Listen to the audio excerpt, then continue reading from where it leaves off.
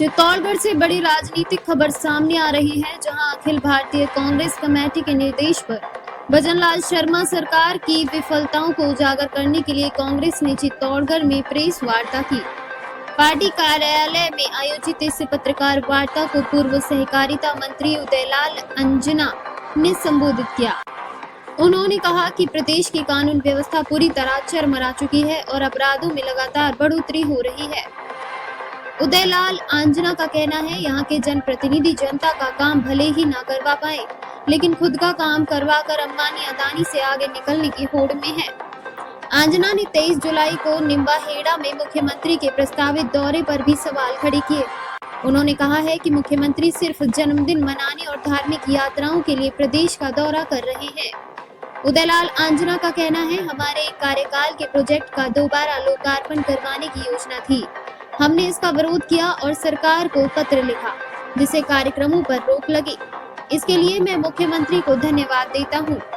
उदयलाल आंजना ने double engine की सरकार को पर्ची सरकार बताते हुए कहा है कि राजस्थान की सरकार दिल्ली से चल रही है और यहां तक कि मंत्रियों और विधायकों तक के काम भी नहीं हो पा रहे।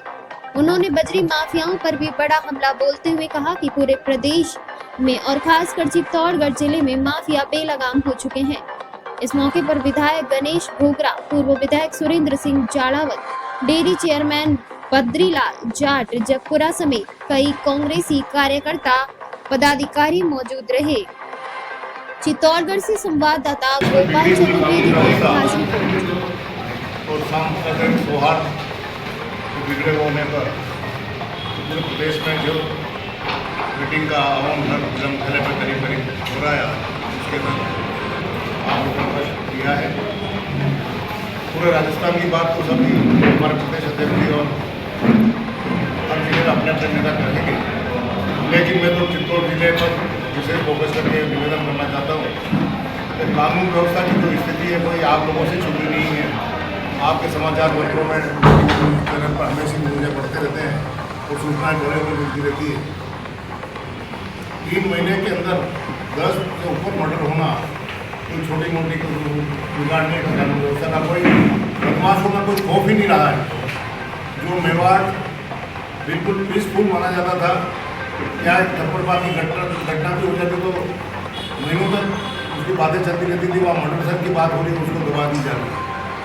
हमारे निवाड़ा में भी अभी तक पुलिस जांच का विषय है, लेकिन परिवार वाले कह रहे कि इसका मर्डर हुआ है, घर से अपहरण करके ले गए हैं। पुलिस भी मानती है अपहरण करके ले गए और उसको इतनी पिटाई कि उसकी डेथ हो गई और उसको एक्सीडेंट की घटना बता करके उसको दबाने का प्रयास किया जा रहा है।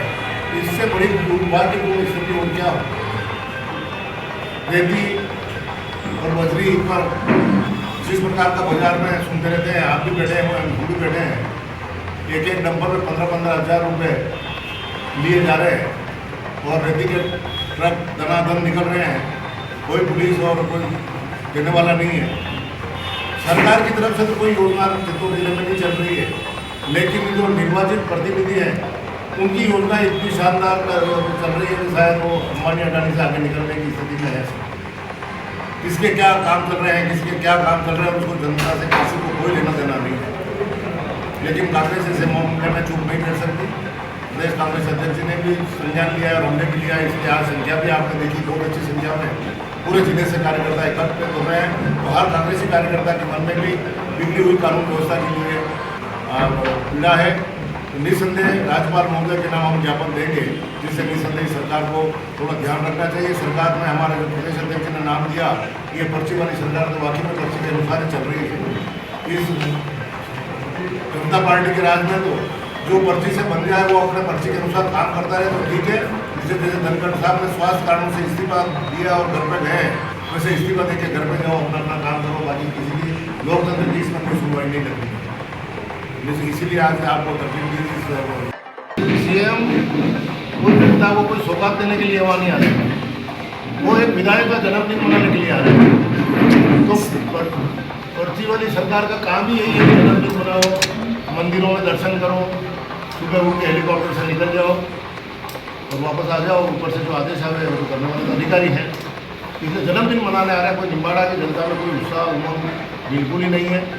हालांकि मुख्यमंत्री महोदय को धन्यवाद भी देना चाहता हूँ कि यहाँ के नेताओं ने 500 पत्थर बनाने की योजना बना दी थी छोटी और निम्बाड़ा में दोनों जगह लगभग 500 पत्थर, जिसमें सीसी रोड 3 लाख का, 5 लाख का हैंडपम्प, इस प्रकार की योजना भी बना ली थी जिनके पत्थर उनका वाचन करना था। पत्थर बनने भी शुरू हो गए थे, लेकिन मैंने जब मेरे संज्ञान में आया, मैंने पत्र लिखा माननीय मुख्यमंत्री को, माननीय मुख्यमंत्री जी ने उसमें संज्ञान लिया, उनके ऑफिस में संज्ञान लिया, उन पत्थरों को नहीं लिखा और नहीं लगाए, इससे निसंदेह उन्होंने अपनी इज्जत ये तो बचा ली, नहीं तो ये और बदनामी और करा के जाते हैं कि साहब जो कांग्रेस के राज में काम हो रखे थे, जिनके उद्घाटन ऑलरेडी हो चुके हैं, जिनके पत्थर लग रहे हुए हैं, जिसमें अशोक गहलोत के पत्थर लग रहे हैं, उदयलाल आजना कैबिनेट मंत्री के पत्थर लग रहे हैं, उनके उद्घाटन भी फिर वापस बेचारे मुख्यमंत्री महोदय से ये हमारे जन्मदिन मनाने वाले विधायक महोदय करवा लेते हैं, लेकिन उससे वो बच गए। ये सौगात देके जा रहे हैं निम्बाड़ा को, बाकी और कोई उमंग नहीं है जनता में, तो 0/0।